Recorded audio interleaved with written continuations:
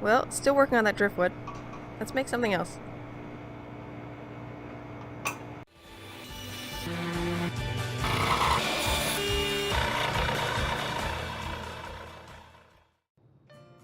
Well, the good news is these logs will fit on the bandsaw. Bad news is they kind of want to roll around. So let's make a sled.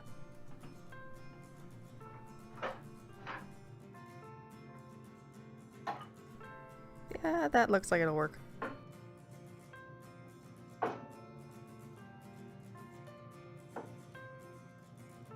I started off by moving my fence over. This would hold my board square when I'm making my sled to make sure that it slides back and forth.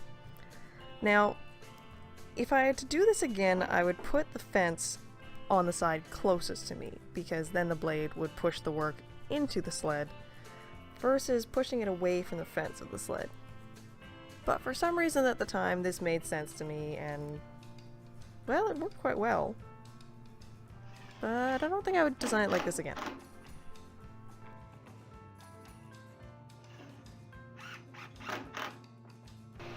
The concept of this sled is no different than any other sled you've seen. Basic idea, a flat board with a fence and some runners. Now, because it's bandsaw, there's only one runner. But again, pretty straightforward.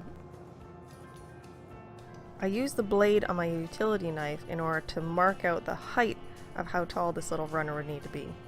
I managed to get a really accurate cut that way. Once I had all my pieces cut, I put a bit of double-sided tape onto my runner.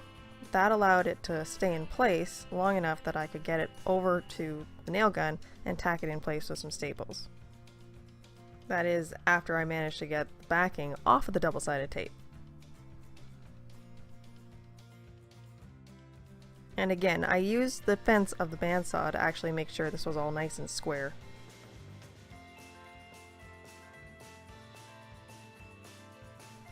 Once I had it to this stage, I put it in, tested it out, and then decided that the fence was actually just a tiny bit too short for my boards. So I added an extra piece onto the top and then cut out a little notch. Again, I'm not entirely sure why this seemed like the best idea at the time, but the theory was that if I cut out a little notch, then the logs as they fell would fall away from the blade. And technically it worked. But again, I don't know if I'd design it this way again. There are some real benefits of filming yourself while working. Things like realizing your blade guard was up to the absolute maximum while you were cutting that fence. And it really shouldn't have been. Okay, here goes test cut number 1.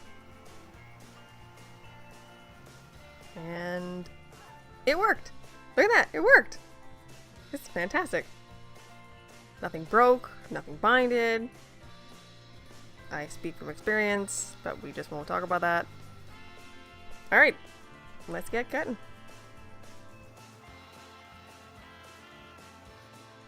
Now, since this is driftwood, and I really have no idea where this has been, I put a mask on for most of these cuts.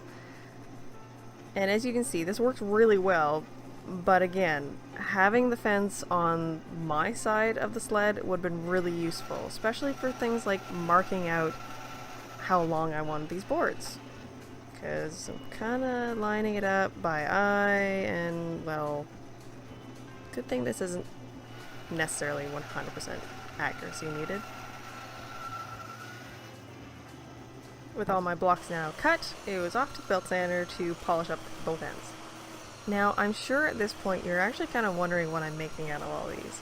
Well, I'm actually making pencil holders and little flower pots and maybe some candle holders. So off to the drill press, and a slight adjustment to try and minimize the dust. Now at first, to hold these in place, I had a really weird arrangement of quick clamps, and it kind of worked, but I saw someone else doing this and I decided to give it a try. They had one of these older clamps and they cut a little V on either side and it held it really well, so I gave it a try.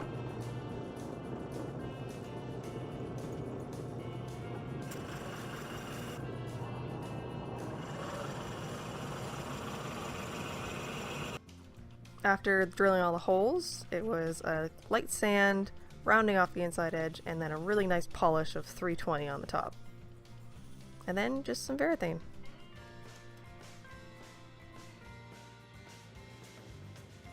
I ended up putting a satin finish on this, but I found it was still a bit too shiny because I wanted the nice rusticness of the logs.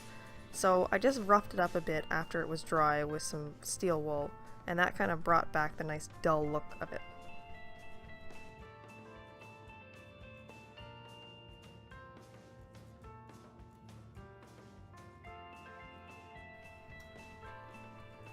And there you have it. Now we just need to test it out.